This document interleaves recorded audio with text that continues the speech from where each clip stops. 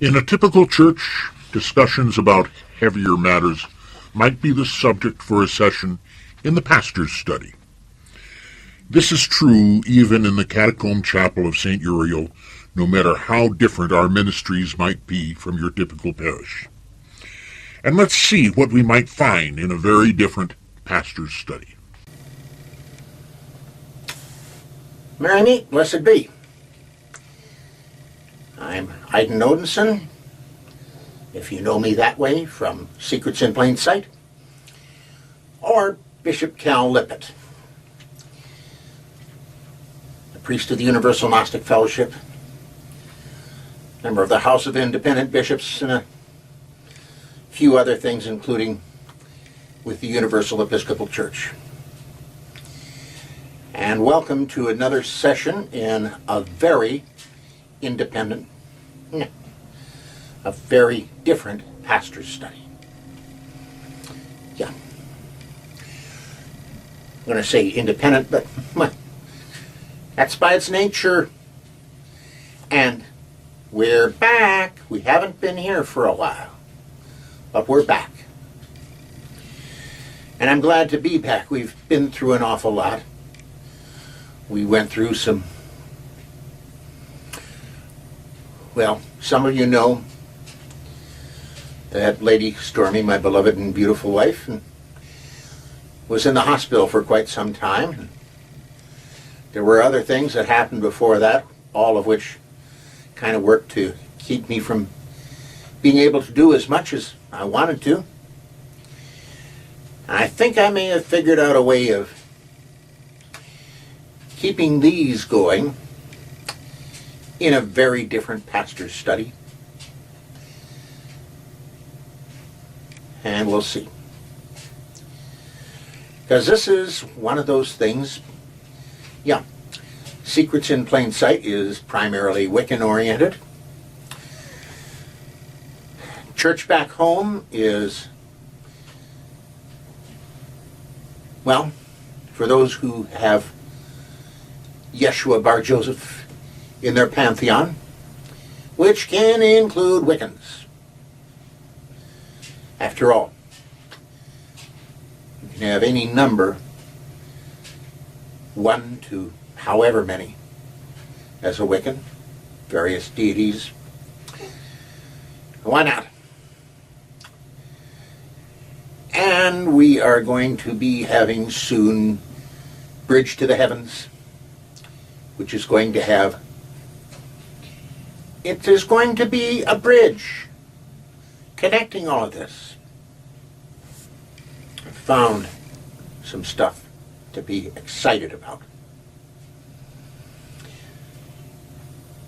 Now, first thing I'd like to do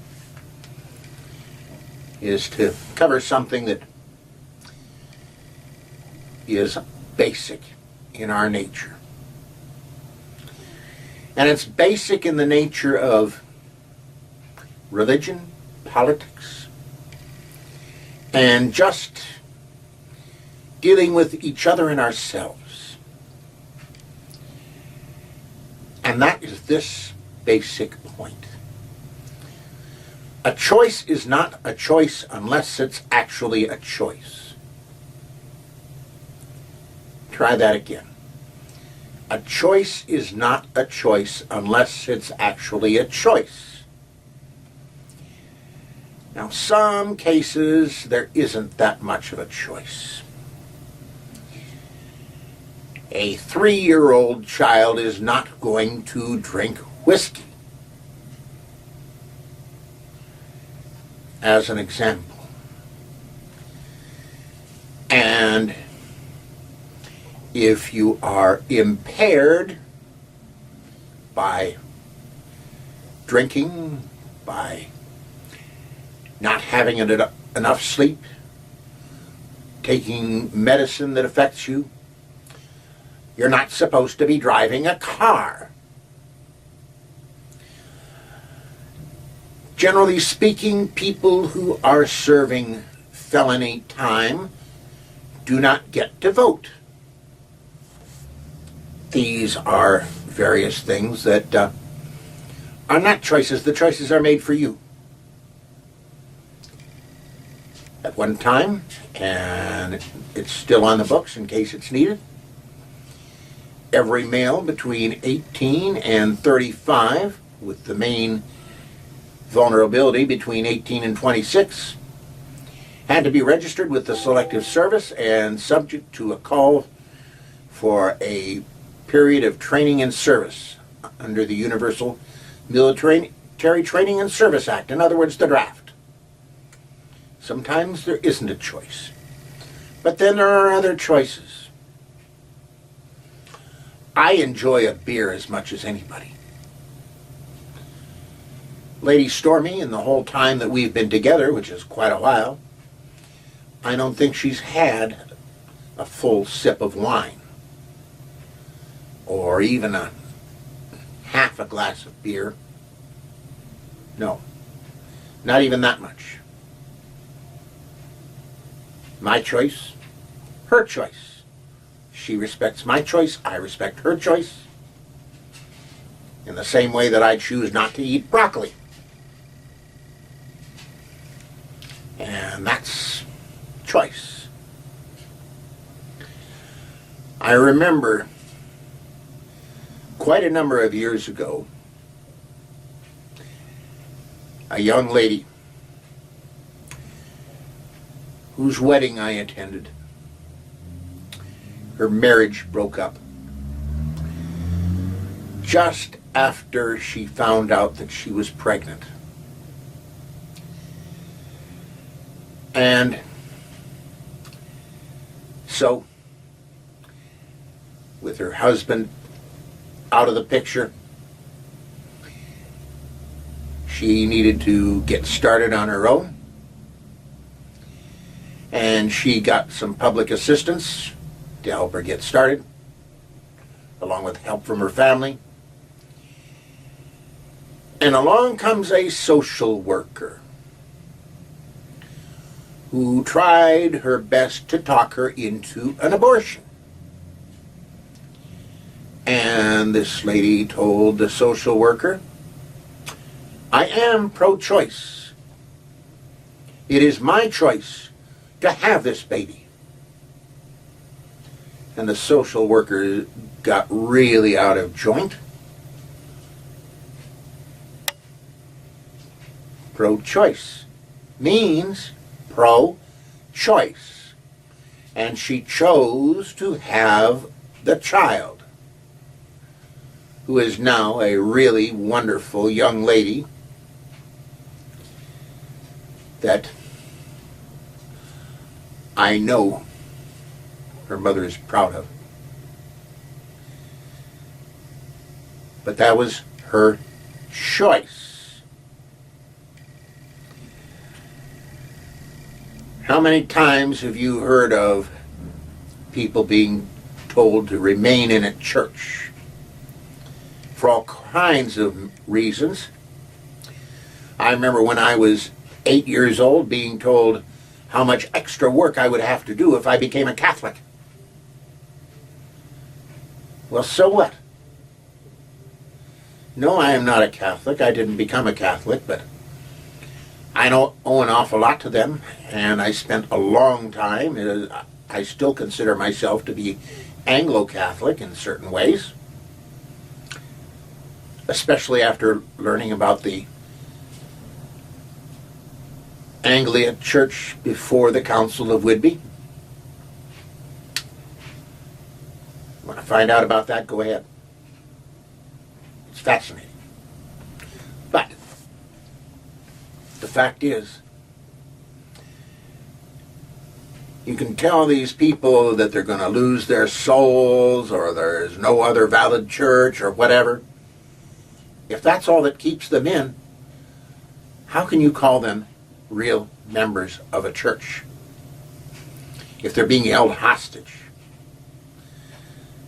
Choice.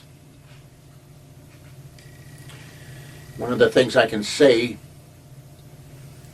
about the all-volunteer military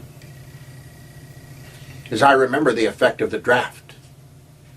Not just in the Army, which was the Army and the Marines, when the draft was going, were the two places that draftees went. However, we had people joining the Air Force with a primary interest in not serving, but avoiding the Army, avoiding the infantry.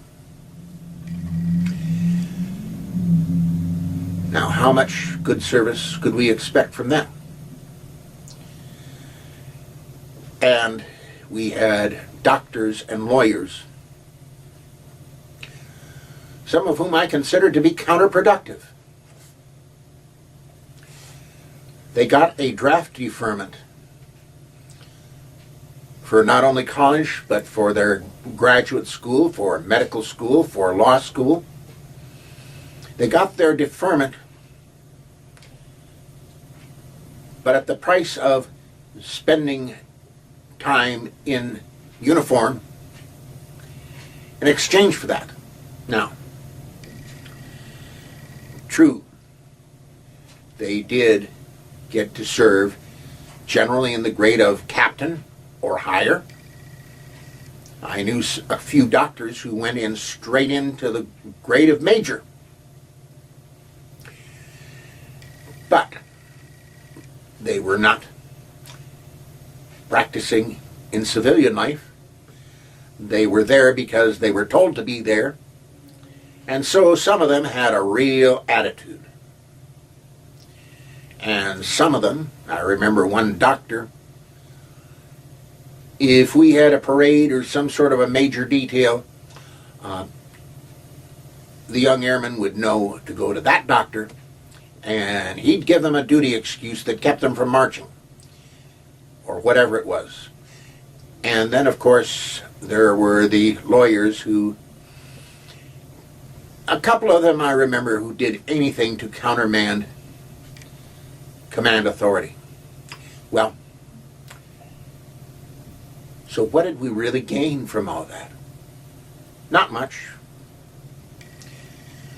When the draftees were gone, including the draftee doctors and the draftee lawyers in the Air Force, and the people who were coming in because they wanted to, not because somebody was telling them to, not because somebody was telling them, we pick our choice or you pick your choice. No. We got a better quality of people in. Choice. Choice. So, a choice is not a choice unless it's actually a choice. And that applies on a lot of things. Do you want to go to a particular church? Do you not want to go to a particular church? Do you want to go to a particular school? Do you not want to go to a particular school? Do you want to have a particular job? Do you not want to have a particular job? Do you want a particular type of medical treatment? Or not? Yeah, you've got to take the full package with your choice. But, choice. A choice is not a choice unless it's actually a choice. Something to ponder on. Blessed be.